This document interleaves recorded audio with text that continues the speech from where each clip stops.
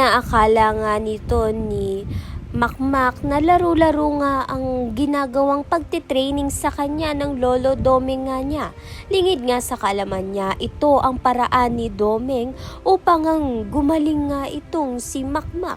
Nag-viral pa nga ang video nga nito ni Makmak na tinitrain nga siya ng lolo Domeng niya. Subalit hindi naman nga ito nagustuhan ni Makmak at ang akala nga niya ay pinaglalaruan nga lang siya ng lolo Domeng niya.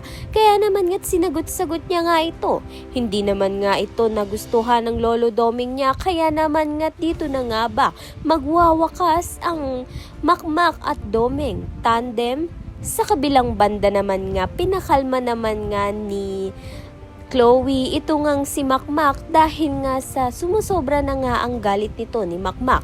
Kaya naman nga't dahil gusto nga ni Makmak itong si Chloe ay makakalma nga siya ng saglit.